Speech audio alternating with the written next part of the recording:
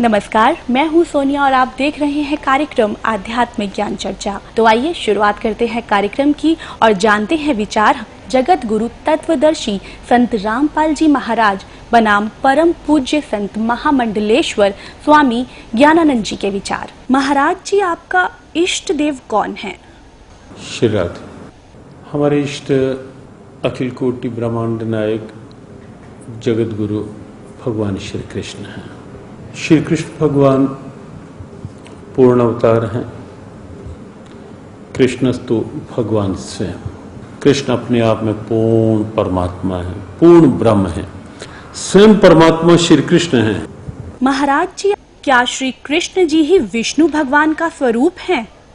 जहाँ तक बात है भगवान कृष्ण और विष्णु भगवान, विष्णु भगवान को जब हम नारायण के रूप में लेते हैं तो वहाँ भगवान कृष्ण नारायण के ही अवतार हैं। तो उस रूप में वहाँ एक रूपता है, वहाँ की भिन्नता कहीं भेद नहीं है। महाराज जी, ये भी आपसे जानना चाहेंगे कि समाधि अभ्यास यानी कि मेडिटेशन, राम, हरे कृष्ण, हरिओम आदि से मोक्ष संभव है या नहीं? परमात्मा का कोई भी नाम है, राम कहें, कृष्ण कहें, ओम कहें, कोई भी नाम है, वो निश्चित रूप से सक्षम है। नाम के माध्यम से समाधि और समाधि के माध्यम से मोक्ष। महाराज जी, आपसे जानना चाहते हैं कि क्या ब्रह्मा जी, विष्णु जी, महेश जी की जन्म और मृत्यु होती है? जन्म और मृत्यु शब्द तो नहीं लगा सकते उनके साथ, लेकिन ये निश्चित है कि कहीं न कहीं उनकी आयु सीमा है। जब हम त्रिदेव के रूप में उन्हें लेते हैं तो कहीं न कहीं एक आयु सीमा साथ साथ रहती है। ब्रह्मा जी भी हर सर्ग में, सृष्टि के हर उत्पत्ति में ब्रह्मा जी आते हैं, उत्पत्ति करते हैं, और हर प्रलय में फिर ये देव जो है ये इस विराट परमात्मा में लीन हो जाते हैं। तो इसलिए जन्म और मृत्यु शब्द नहीं, सर्ग और उसके पश्चात उस विराट परमात्मा में एक रूपता, लय होने की स्थिति वो साथ साथ है।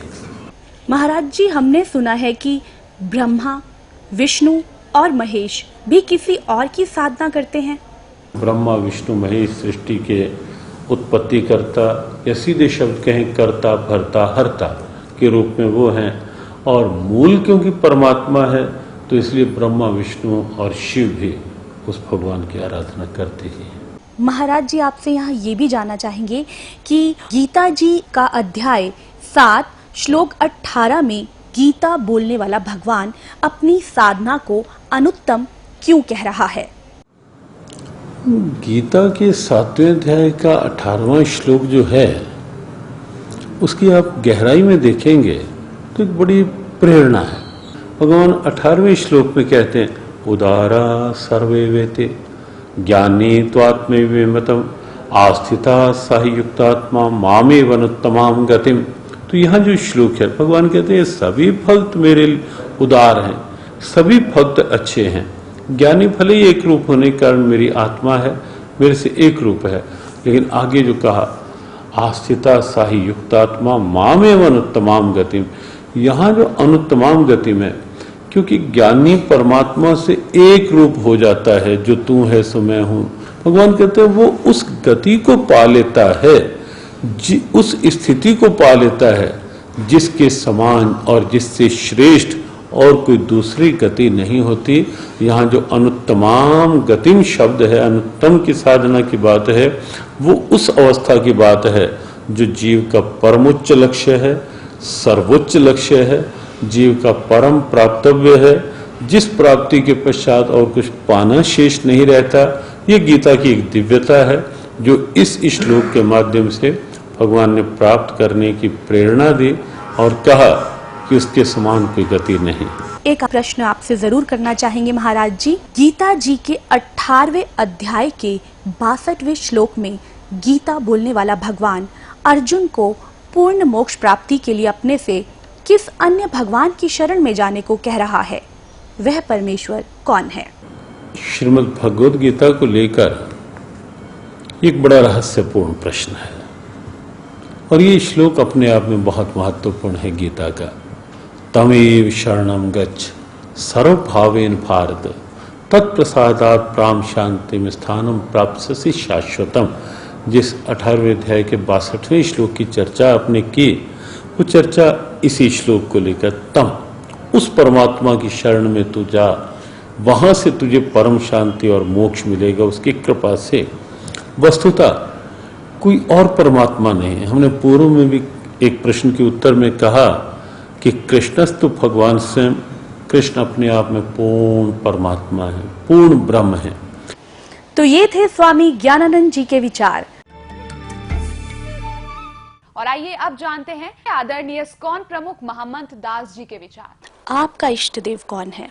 हमारे इष्ट देव तो भगवान श्री कृष्ण हैं। हम तो उन्हीं के लिए जन्म जन्मांतर तक उन्हीं की सेवा के लिए आराधना करते हैं कि उनकी कृपा मिले, जिससे कि अंतिम समय जब हम प्रयाण काल होता है, जब हम शरीर छोड़ें, तो भगवान का कीर्तन करते, उनका स्मरण करते हुए हम उनके धाम में प्रवेश करें। हरे कृष्ण। मैं यही आपसे जानना चाहूंगी कि श्री कृष्ण जी ही विष्णु का स्वरूप है, क्या ये सच है? ऐसा है कि अगर आप श्रीमद् भागवत पढ़ेंगे तो आपको पता चलेगा कि कृष्णस्तु भगवान स्वयं। विष्णु में और कृष्ण में कोई अंतर नहीं है, केवल एक ही अंतर है कि जैसे कोई व्यक्ति ऑफिस में और अपने घर में हो, तो जब वो ऑफिस में जाता है तो बहुत सज संवर के ड्रेस वेस ठीक से पहन के जाता है, जब घर पे है कोई फॉर्मेलिटी नहीं है। तो श्री कृष्ण का जो स्वरूप है वो निज धाम में है, अपने घर में बैठे हुए। तो जब उन्हें पालन करना होता है तो विष्णु के रूप में मुकुट उकुट पहन करके और विधिवत सुदर्शन चक्र धारण करके फिर हो जाते हैं। प्रभु जी, यहाँ एक और है जहन में हमारे सवाल कि समाधि अभ्यास यानी कि मेडिटेशन, राम हरे कृष्ण हरि ओम आदि से मोक्ष संभव है या नहीं?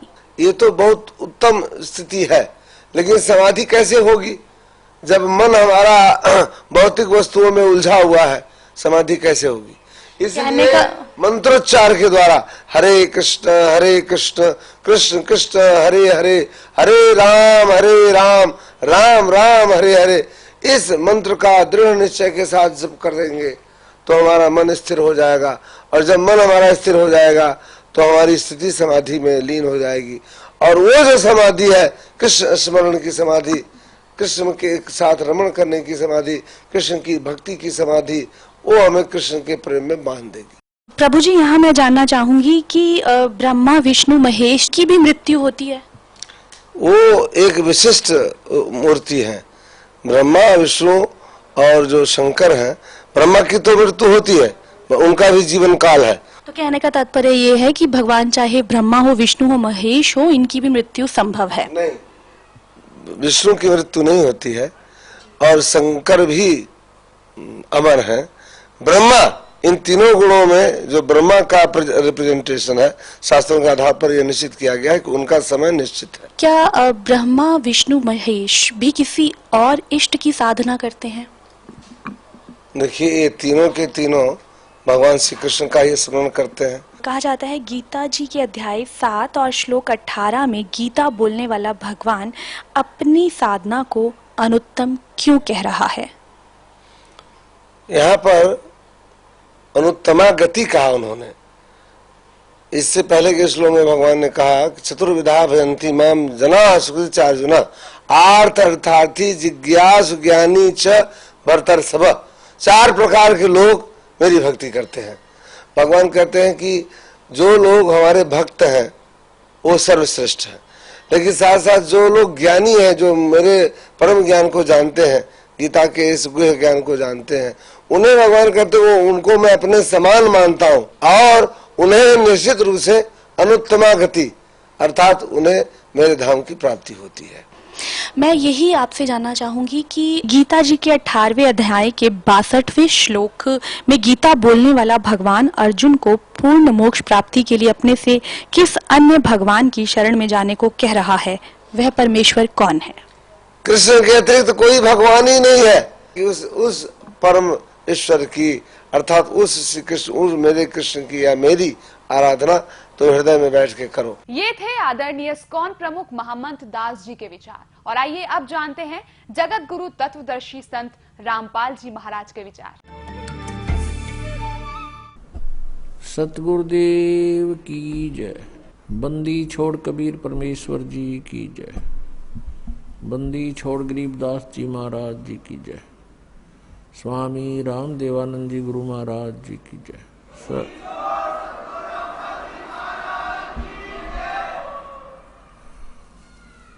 गरीब नमो नमो सतपुरुष को नमस्कार। गुरु की नहीं सुर नर मुनिजन साधुमा संतों सर्वस्दी नहीं। सतगुरु साहेब संत सब डंडो तुम प्रणाम। आगे पीछे मध्य हुए तिनको जा कुर्बान। गीता जी के 16वें अध्याय के 23वें श्लोक में लिखा है कि शास्त्र विधि को त्याग कर जो मनमाना आचरण करते हैं उनकी न तो गति होती है, न कोई सुख प्राप्त होता है, न उनकी कोई सिद्धि प्राप्त होती है। यूजलेस। गीता जी अध्याय नंबर 16 के श्लोक 24 में तुरंत कहा है कि इससे तेरे लिए अर्जुन कर्तव्य और अकर्तव्य की व्यवस्था में सदग्रंथ ही प्रमाण है, नथिंग एल्स। किसी की दंत कथा पर मत विश्वास करना। जो अपने सदग्रंथों में लिखा है उसी में वे ऑफ वर्शिप सही है, फाइनल है। अब जैसे ये श्री कृष्ण जी के पुजारी पवित्र हिंदू धर्म में जितने भी पुण्यात्मा हैं, अब गीता जी को सिरोधार्य मानते हैं और नाम जपते हैं हरे राम हरे कृष्ण राधे राधे श्याम मिला दे, ओम नमः शिवाय, ओम भागवते वासुदेव नमः, एवं नमः। ये पता नहीं कितने मंत्र बना रखे। गीता जी में है कोई मंत्र ऐसा? गीता जी में फाइनल फैसला कर रखे है। गीता जी अध्याय नंबर 8 के श्लोक नंबर 13 में कहा कि ओम इति एक अक्षरम ब्रह्म व्यवहारण माम अनुसमरण ये प्रयाति तदन देहम सयाति परमाम गति। मुझ ब्रह्म का, माम ब्रह्म, मुझ ब्रह्म का केवल ओम इति एक अक्षरम। ये ओम एक अक्षर है, नथिंग एल्स, और कुछ नहीं। उच्चारण करके सिमरण करता हुआ जो अंतिम श्वास तक शरीर छोड़ने तक इसका सिमरण करता हुआ छोड़कर जाता है, यह प्रयाति तदन देहम सयाति परमाम गति, वो परम गति को प्राप्त होता है। ओम से मिलने वाली परम गति, ओम से मिलने वाली श्रेष्ठ गति कौन सी है? ब्रह्म लोक प्राप्ति, क्योंकि ओम ब्रह्म का मंत्र है। गीता जी अध्याय नंबर 7 के श्लोक नंबर 18 में गीता ज्ञानदाता ब्रह्म श्री कृष्ण जी में बोल रहा है।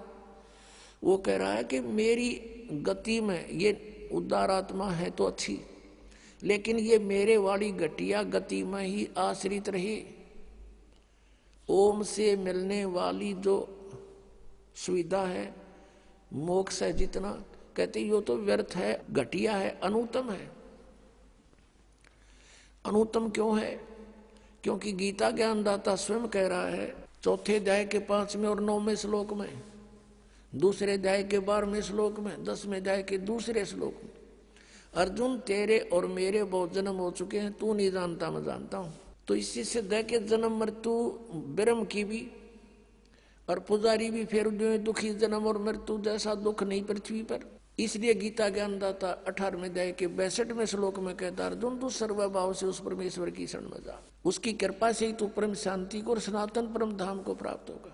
अब पुण्यात्माओं 17वें अध्याय के 23वें श्लोक में गीता जी में स्पष्ट किया है कि उस सच्चिदानंद घन ब्रह्म की पूजा यानी तत्ब्रह्म, उस परम अक्षर ब्रह्म की साधना का 3 मंत्र का जाप है, उसको प्राप्ति का।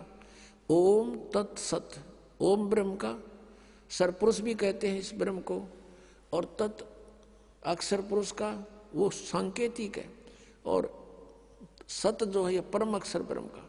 इनकी मजदूरी करनी है। इन तीनों की साधना से ही परमात्मा प्राप्ति, सतलोक प्राप्ति होगी।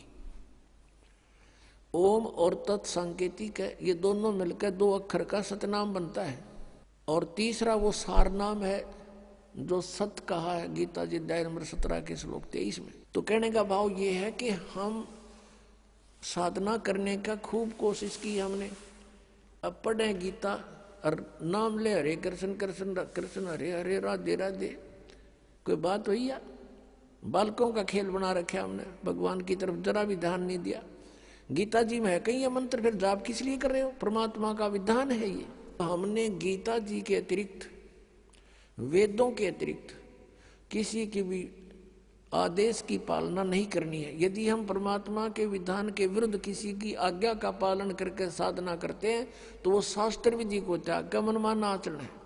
आज तक हमें परमात्मा की जानकारी यथार्थ रूप में नहीं हुई।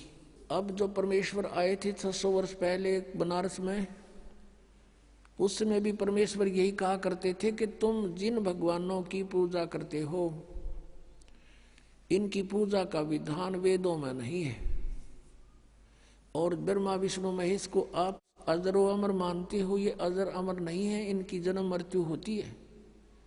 3 देव की जो करते भक्ति उनकी कदे ना हो मुक्ति। इन तीनों देवताओं की 600 वर्ष पहले परमात्मा ने बताया था कि दुर्गा इनकी माता है और काल इनका पिता है। लेकिन उस समय इन ब्राह्मण वर्ग के जो गुरुपद पर विराजमान थे व्यक्ति, उन्होंने परमात्मा का घोर विरोध किया और करवा दिया जनता से, और कहा कि कबीर तो अशिक्षित है, ये क्या जाने संस्कृत भाषा को, ये तो जुलाहा है, धानक है, हम ब्राह्मण हैं, हमने संस्कृत को पढ़ा। ऐसा कुछ नहीं लिखा हुआ इन पुराणों में। ये सर्वेश्वर हैं, महेश्वर हैं, कोई इनके माता पिता नहीं, मृत्युंजय हैं, कालज्य हैं। आज तक मूर्ख बना रहे थे हमारे कोई संस्कृत भाषा के जानने वाले। और परमात्मा ने 600 वर्ष पहले लिखा था कि इनकी जन्म मृत्यु होती है, इनके माता पिता हैं। अब पहले तो परमात्मा के उस सूक्ष्म वेद में दिखाते हैं आपको कि परमात्मा ने 600 वर्ष पहले ब्रह्मा विष्णु महेश के बारे में क्या टिप्पणी करी थी, और आज फिर उन पुराणों में ज्यों की त्यों पाई। जब हम शिक्षित हो गए, समझण जोगे हो गए। अब देखिएगा, अब ये है कबीर सागर। अब कितना मोटा ग्रंथ है, अब देखना इसको, इसके अंदर दिखाते हैं आपको। ये है कबीर सागर, संपूर्ण 11 भाग, खेमराज श्री कृष्ण दास प्रकाशन बम्बई, यहाँ से ये प्रकाशित है। और इसका यहाँ लिखा है सत कबीर सागर, ज्ञान सागर प्रथम खंड, कबीर पंथी भारत पथिक, स्वामी युगलानंद बिहारी द्वारा प्रस्कृत। मुद्रक एवं प्रकाशक हैं खेमराज श्री कृष्ण दास, अध्यक्ष श्री वेंकटेश्वर प्रेस, खेमराज श्री कृष्ण दास मार्ग मुंबई। ये ज्ञान बोध और बोध सागर, ये चैप्टर अध्याय है इसमें कबीर सागर में। ये सूक्ष्म वेद है और इसके 21 पृष्ठ पे है। यहाँ देखिएगा, धर्मदास ये जग बोरा न, कोई न जाने पद निर्वाण, यही कारण मैं कथा पसारा, जग से कहिए राम नियारा। ये नाम गलत लिखा, मिसप्रिंट है। यही ज्ञान जग जीव सुनावो, सब जीवों का भरम नसावो, अब मैं तुमसे कहूँ चिताई, ही तेरे देवन की उत्पत्ति भाई। तेरे तीनों भगवानों का जन्म बताता हूँ, जन्म पोथी, जन्म पत्री, इनकी जन्म तिथि। कुछ संक्षेप कहूँ गहुराई, सब संशय तुमरे मिट जाई। भरम गए जग वेद पुराना, आदि राम का वेद न जाना। आदि राम है ये, राम राम सब जगत बखाने, आदि राम कोई बिरला जाने। सब राम राम अल्लाह अल्लाह कर रहे हैं, गॉड गॉड। आदि राम यानी सनातन परमात्मा को कोई नहीं जानता। ये राम है, नाम नहीं, सब गलत स्प्रिंट है ये। ज्ञानी सुने सो हृदय लगाई, मूर्ख सुने तो गम ना पाई। अब ब्रह्मा विष्णु महेश के तीनों देवताओं के माता पिता बताता हूँ। माँ अष्टंगी पिता निरंजन, ये जमदारुण वंशन अंजन। पहले कीन निरंजन राई, पीछे से माया उपजाई। माया रूप देख अति शोभा, देव निरंजन तन मन लोभा। काम देव धर्मराय सताए, देवी को तुरंत दर खाए। पेट से देवी करी पुकारी, हे साहेब में मोह करो उबारी। टेर सुनी सतगुरु तय आए, अष्टंगी के बंध छुड़वाए। धर्मराय को हिकमत कीना, नख रेखा से भग कर लीना। धर्मराय करे भोग विलासा, माया को रही तब आशा। ये धर्मराय काल को भी कहते हैं। ये काल ज्योत स्वरूपी निरंजन काल या ब्रह्म कहो, ये दुर्गा का पति है और ब्रह्मा विष्णु महेश इन दोनों के संयोग से उत्पन्न हुए परमात्मा बता रहे हैं। तीन पुत्र अष्टंगी जाए, ब्रह्मा विष्णु शिव नाम धराए। होय होय। तीन देव विस्तार चलावे, इनमें यो जग धोखा खावे। पुरुष गम कैसे कोई पावे, काल निरंजन जग भरमावे। तीन लोक अपने सुत दीन्या, सुन निरंजन बासालीन्या। तीन अपने पुत्रों को तीन लोक, पृथ्वी लोक, स्वर्ग लोक और पाताल लोक दे करके स्वयं वो गुप्त रहता है 21 में अपने ब्रह्मांड के ऊपरले किनारे पर। अलग निरंजन सुन ठिकाना, सुन यानी ऊपर वो कम प्लेस में या अलग स्थान बनाकर रहता है। और ब्रह्मा विष्णु शिव भेद न जाना, अलख निरंजन सुन ठिकाना, ब्रह्मा विष्णु शिव भेद न जाना। तीन देव सो उसको ध्यावे, निरंजन का वे पार न पावे। अभी तक ब्रह्म की प्राप्ति ब्रह्मा विष्णु महेश को नहीं होली। अलख निरंजन बड़ बटपारा, तीन लोक जीव कीन आहारा। तीनों लोकों के जीवों को खाता है ये, बड़ा ठग है। बटपारा माने छली व्यक्ति है ये। ब्रह्मा विष्णु शिव नहीं बचाए, सकल खाए पुन दूर उड़ाए। कहते ब्रह्मा विष्णु महेश अपने पुत्रों को भी खाओगा ये आखिर में। तिनके सुत हैं तीनों देवा, आंध्र जीव करते हैं सेवा। इनके पुत्र हैं तीन, यानी इनके ब्रह्मा विष्णु महेश जो हैं काल और दुर्गा के पुत्र हैं। और ये आंध्र जीव, अंधे जीव इन ब्रह्मा विष्णु महेश की पूजा करते हैं। अंधे माने ज्ञानहीन। अकाल पुरुष का हो नहीं चीन्या, काल पाए सभी गैलीन्या। कहते तीन देव और असुर अवतारा, ताको बजे सकल संसारा। तीनों गुण का ये विस्तारा, धर्मदास मैं कहूँ पुकारा। गुण तीनों की भक्ति में ये भूल पड़ो संसार, कह कबीर निज नाम बिना कैसे उतरो पार। तीन देव की करते भक्ति, उनकी कदे ना हो मुक्ति। कबीर परमात्मा जी 600 वर्ष पहले कहा करते थे ये ज्ञान। और इन संस्कृत भाषा के जानने वालों ने कहा था कि कबीर जी तो अनपढ़ हैं, अशिक्षित हैं, ये संस्कृत भाषा को कैसे समझ सकते, ये झूठा है, कपटी है, झूठ बोलता है। ऐसा घोर विरोध करा दिया परमात्मा का। वो सितम ढाए परमात्मा के ऊपर कि परमात्मा 600 वर्ष पहले आकर ये कह गए थे कि ब्रह्मा विष्णु महेश के ये माता पिता हैं, इनकी जन्म मृत्यु होती हो, ये अजरमर नहीं है, ये नासवान है, इनकी पूजा से मोक्ष नहीं। इनकी जब आप जन्म मृत्यु तो मैं मोक्ष कैसे देंगे? हमें मोक्ष चाहिए गीता जी वाला। गीता जी अध्याय नंबर 15 के श्लोक नंबर 1 से 4 में कहा कि तत्वदर्शी संत की ऊपर लटके हुए, ऊपर को जड़ नीचे को तीनों गुण रूपी शाखा वाला उल्टा लटका हुआ संसार रूपी वृक्ष है, ऊपर को जड़ तो पूर्ण परमात्मा है और ब्रह्मा विष्णु महेश रूपी इसकी शाखाएं हैं। और तत्वदर्शी संत वो होगा जो इसके सभी भाग बता देता है। उसके पश्चात परमेश्वर के उस परम पद की खोज करनी चाहिए जहां जाने के बाद साधक फिर लौट कर कभी नहीं आते। गीता जी अध्याय नंबर 15 के श्लोक 4 में कहा है। और जिस परमेश्वर ने सब ब्रह्मांडों की रचना की है उसी की भक्ति करो, अन्य की नहीं। अध्याय नंबर 18 के श्लोक नंबर 62 में कहा कि अर्जुन तू सर्वभाव से उस परमेश्वर की शरण में जा, उसकी कृपा से तू परम शांति को और सनातन परम धाम को प्राप्त होगा। अपने आत्माओं, अब ब्रह्मा विष्णु महेश ही नासवान और ब्रह्म गीता ज्ञानदाता ये ब्रह्म है। ये चौथे अध्याय के 5वें 9वें श्लोक में, दूसरे अध्याय के 12वें श्लोक में, 10वें अध्याय के दूसरे श्लोक में कहता है कि तेरे और मेरे बहुत जन्म हो चुके हैं अर्जुन, तू नहीं जानता मैं जानता हूं। तो ये ब्रह्म भी नासवान। अब आपको दिखाते हैं श्री शिव पुराण के अंदर कि ब्रह्मा और विष्णु और शिव जी के कौन है माता पिता। पुण्यात्माओं, यदि ये सदग्रंथ आज भी संस्कृत में होते तो ये दास भी आपके रूबरू नहीं कर सकता है सच्चाई को, भले ही आप शिक्षित हो चुके हो। अब अनुवाद उन्हीं के द्वारा किया हुआ गीता प्रेस गोरखपुर वालों से, और उनमें स्पष्ट लिखा हुआ है और इनके आज तक समझ में नहीं आई ये कहानी के है।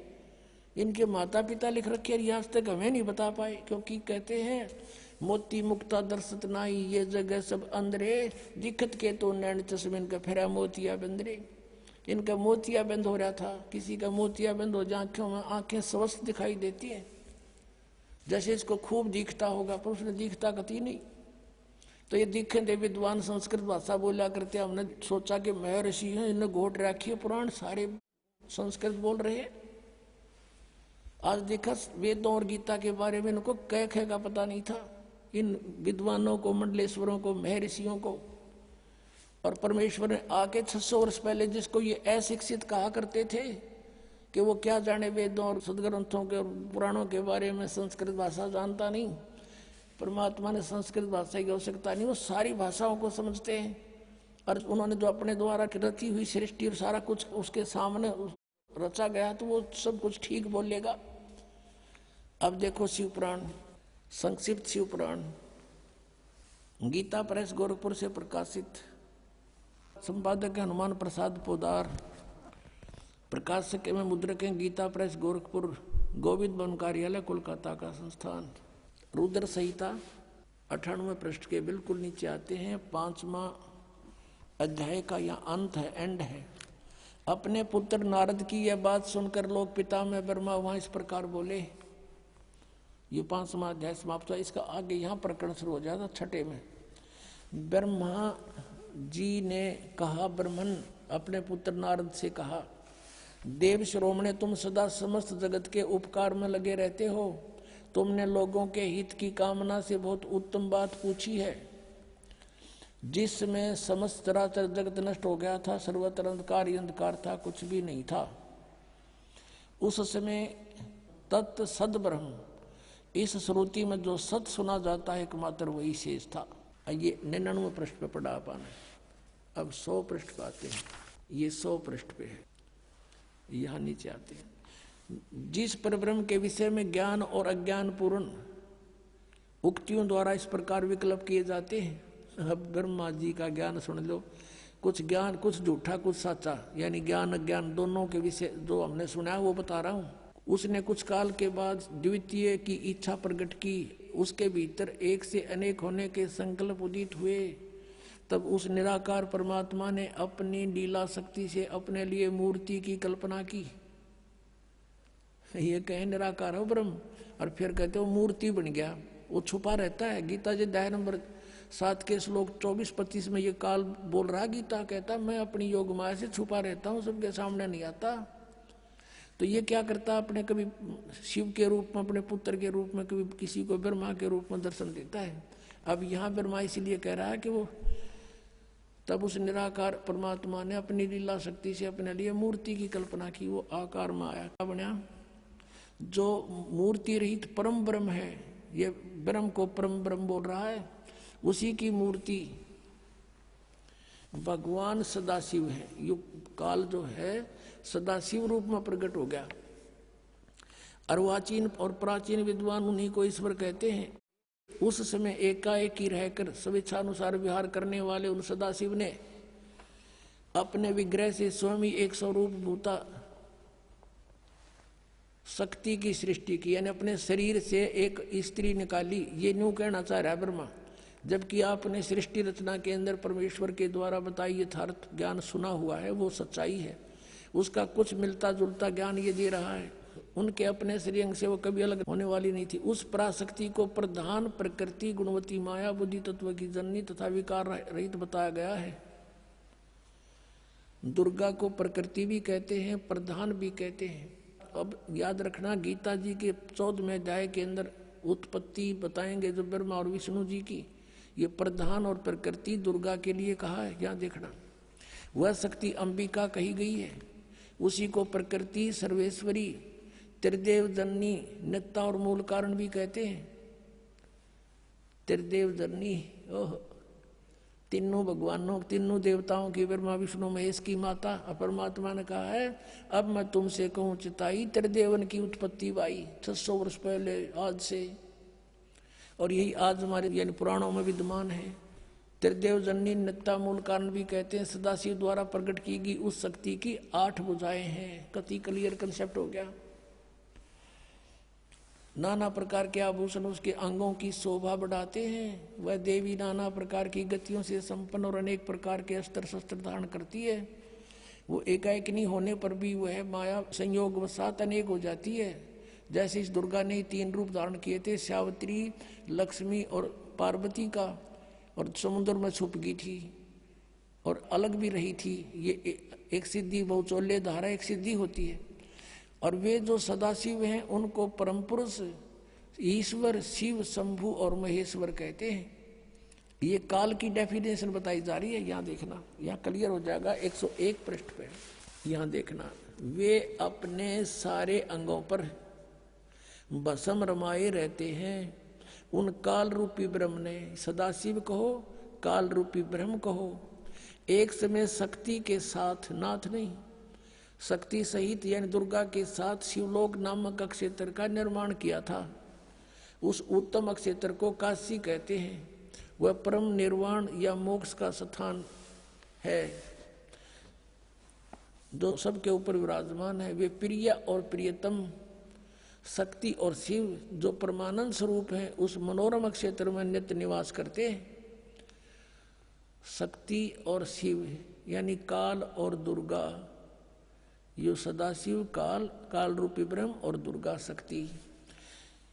काशीपुरी परमानंद स्वरूपणी है।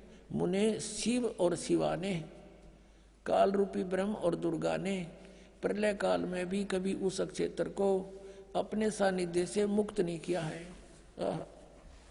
देव से एक समय उस आनंद वन में रमण करते हुए शिवा और शिव के मन में यह इच्छा हुई कि कोई बालक बच्चा पैदा करें। ये दुर्गा और काल के मन में आई कि दूसरे पुरुष की सृष्टि करनी चाहिए, यानी कोई संतान उत्पत्ति करें। जिस पर यह सृष्टि संचालन का महान भार रखकर हम दोनों केवल काशी में रहकर स्वेच्छानुसार विचरें और निर्वाण धारण करें, ऐसा निश्चय करके शक्ति सहित सर्वव्यापी परमेश्वर शिव ने अपने वाम भाग के 10वें अंग पर अमृत मल दिया, यानी पति पत्नी व्यवहार किया। फिर तो वहां से एक पुरुष प्रकट हुआ, एक बालक का जन्म हुआ। देखना 102 पृष्ठ पे। अब शिव बोले, वत्स बेटा, व्यापक होने के कारण तुम्हारा विष्णु नाम विख्यात हुआ। उसका विष्णु नाम धर दिया दुर्गा और काल से उत्पन्न बच्चे का। ये हो गया जन्म। दुर्गा और काल से विष्णु शब्द हुआ शिव पुराण ने, और ये 5500 वर्ष पहले की लिखी हुई पुस्तक है, आज की नहीं। अब यहाँ देखना, ये 6वां अध्याय समाप्त हो गया। अब 7वें में क्या लिखा है? ब्रह्मा जी कहते हैं देवर से तत्पश्चात कल्याणकारी परमेश्वर सांब सदाशिव ने पूर्ववत प्रयत्न करके जैसे विष्णु को जन्म दिया, उत्पन्न किया, मुझे भी अपने दाहिने अंग से उत्पन्न किया। पुण्यात्माओं,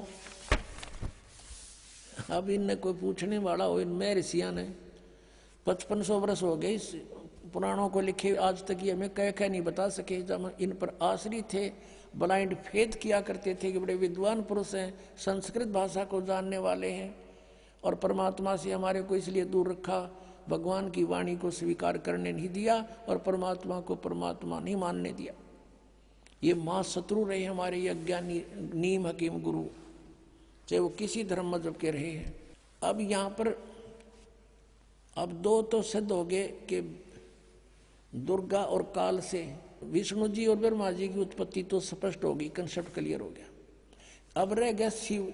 अब यहाँ ये विचलित हो गया अनुवाद करता कि यहाँ प्रकरण चल रहा है उनके उत्पत्ति का, मूल संस्कृत में विद्वान है मूल पाठ में। यहाँ उसने सोचा शिव जी से शिव की उत्पत्ति कैसे लिखूं, हाथ कांप गए। अब लेकिन कहते हैं चोर चुरावे तुमड़ी गड्ढा पानी में, वो गड्ढा हुआ ऊपर आवनो सच्चाई छानी ना। अब दिखाता हूं आपको विद्वेश्वर संहिता पृष्ठ नंबर 24, 25, 26 पे। एक समय ब्रह्मा और विष्णु जी का इस बात पर झगड़ा हो गया। ब्रह्मा जी कहते मैं, विष्णु जी को कहते मैं तेरा बाप, और विष्णु जी कहते मैं तेरा बाप। अब युग इनको ऐसा भ्रम क्यों हुआ? क्योंकि काल ने प्रतिज्ञा कर रखी है कि मैं अपने वास्तविक शरीर रूप में कभी किसी को दर्शन नहीं दूंगा। तो साधकों ने साधनाएं की, हठयोग किया, किसी को ब्रह्मा के रूप में दर्शन दे दिया। इसका पुत्र ब्रह्मा साक्षात सबको दिखाई देता है, देवता है। तो सबने मान लिया कि ब्रह्मा ही सर्वशक्तिमान है, यही परमात्मा हमने समाधि में देख लिया। ये छुपाए हुए अपने आप को सब उसके गुणगान करने लगे। ऐसे किसी को उसने विष्णु जी के रूप में दर्शन दे दिए, किसी को शिव के रूप में। तो कोई कहता नहीं विष्णु जी सर्वशक्तिमान है, कोई कहता नहीं शिव जी सर्वशक्तिमान है, यही भगवान है, ये छुपाए रहे अपने आप को। तो इनका भ्रम हो गया कि हम भगवान हैं। तो इन दोनों ने आपस में झगड़ा कर दिया। तो ऊपर से इस काल ने इनके बीच में एक सफेद पिलर खड़ा कर दिया, जिसको शिवलिंग बोलते हैं। तेजों में से चमक निकली बहुत की। तो ये हैरान रह गए, युद्ध बंद कर दिया, उसको देखने लगे ऊपर नीचे जाकर। फिर यू काल प्रकट हो गया अपने पुत्र शिव के रूप में, और इन दोनों को फिर शिक्षा देने लगा। देखिएगा विद्वेश्वर संहिता, ये संक्षिप्त शिव पुराण, प्रश्न नंबर 24-25 पे यहाँ देखिएगा विद्वेश्वर संहिता। और यहाँ आते हम, ये दोनों देखो भगवान ब्रह्मा और विष्णु लड़ रहे थे, इनके बीच में ये पिलर खड़ा कर दिया स्तंभ। फिर वो खुद आ गया शिव के रूप में। नीचे देखिएगा, अब ब्रह्मा और विष्णु ने पूछा, प्रभु सृष्टि आदि 5 कृत्यों के लक्षण क्या हैं? ये तो हम दोनों को बताइए। भगवान शिव बोले, ये काल बोला, मेरे कृत्यों को समझना अत्यंत गहन है, तथापि मैं कृपा पूर्वक तुम्हें उनके विषय में बता रहा हूँ। ये 5 अपने कृत्य बता दिए। ये देखना, ये 25 पे हमने पढ़ा, अब 26 पे पढ़ रहे हैं।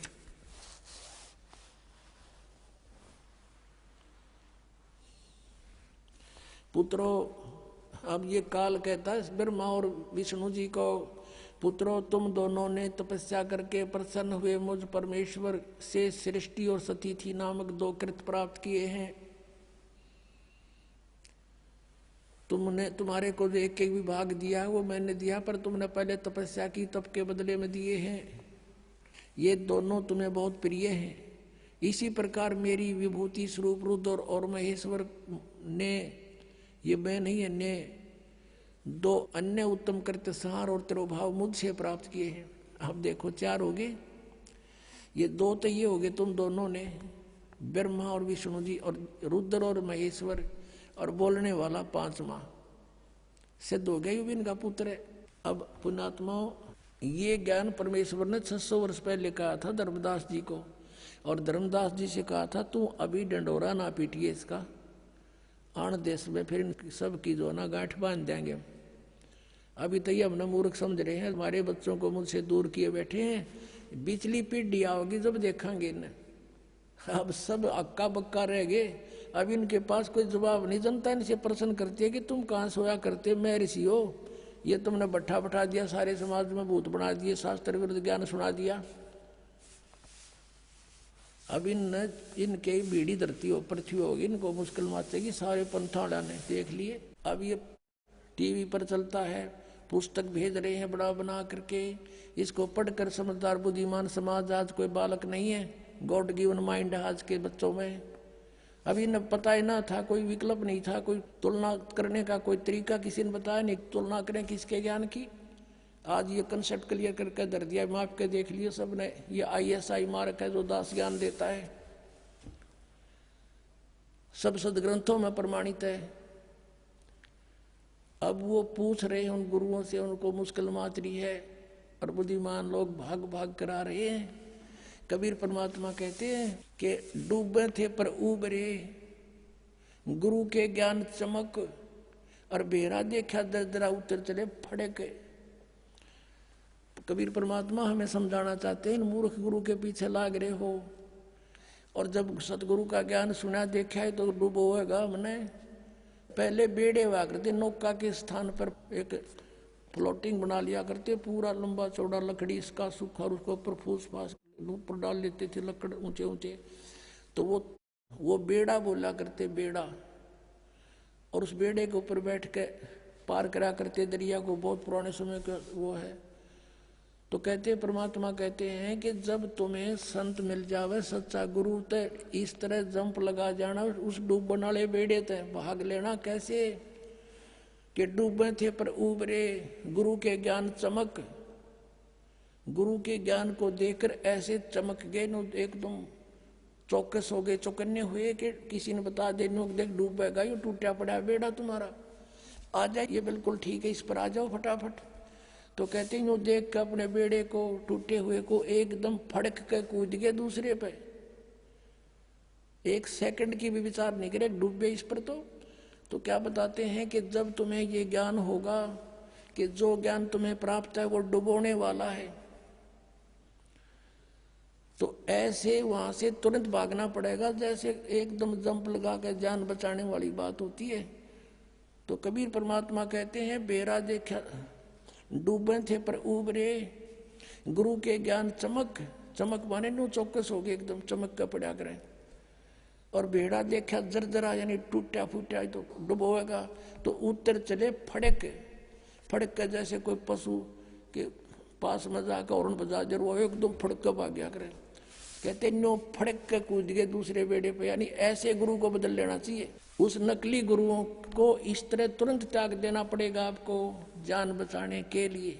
अब आपको दिखा दिया ये कि ब्रह्मा विष्णु महेश के कोई माता पिता नहीं, और इनके इतिहास में इनकी जीवनी में लिखा है इनके माता पिता हैं। और जो ये पांचवा कौन है, ये ब्रह्म है। यही गीता का ज्ञान दे रहा है। देखिएगा फिर शिव पुराण, ये वही शिव पुराण है, गीता प्रेस गोरखपुर से प्रकाशित।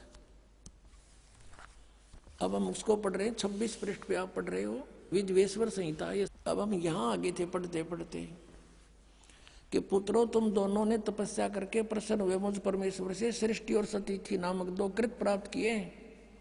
ये दोनों तुम्हें बहुत प्रिय हैं। इसी प्रकार मेरी विभूति स्वरूप, मेरे स्वरूप में ये मेरे जैसे शरीर वाले रुद्र और महेश में भी ने भी 2 उत्तम कृत संहार और तिरोभाव मुझसे प्राप्त किए हैं। तो इसका मतलब हो गया ये 5वां कौन है, ये ब्रह्म है, काल है, काल रूपी ब्रह्म है। ये यहाँ ये क्या कहता है कि मैंने पूर्व काल में अपने स्वरूप भूत मंत्र का उपदेश किया है, जो ओंकार के रूप में प्रसिद्ध है। वही महामंगलकारी मंत्र है। सबसे पहले मेरे मुख से ओंकार ओम प्रकट हुआ, जो मेरे स्वरूप का बोध कराने वाला है। ओंकार वाचक है, मैं वाच्य हूँ। ये मंत्र मेरा स्वरूप ही है। प्रतिदिन ओंकार का निरंतर स्मरण करने से मेरा ही सदा सिमरण होता है। तो ओम का जाप ब्रह्म का है, काल का है। मेरे उत्तरवर्ती मुख से अकार का, पश्चिम मुख से उकार का, दक्षिण मुख से मकार का, पूर्ववर्ती मुख से बिंदु का तथा मध्यवर्ती मुख से नाद का प्राकट्य हुआ है। यानी 5 अवय हैं इसमें, अकार, उकार और मकार और बिंदु और नाद। इन 5 से मिलकर ये ओम बना है। प्रणव, प्रणव बोलते हैं इसको, प्रणव। इस प्रकार 5 अवयों से, 5 अंगों से युक्त ओंकार का विस्तार हुआ। इन सभी अवयों से एकीभूत होकर यह प्रणव ओम नामक एक अक्षर हो गया। ओम इति एकाक्षरम ब्रह्म विहारण मामनुसमरण यह प्रयाति तदन्देहम सयाति परमाम गतिम। गीता जी के अध्याय नंबर 8 के श्लोक 13 में गीता का ज्ञान ये ब्रह्म ही दे रहा है। इति सिद्धम, वो कह रहा मेरा एक ओम अक्षर है, नथिंग एल्स।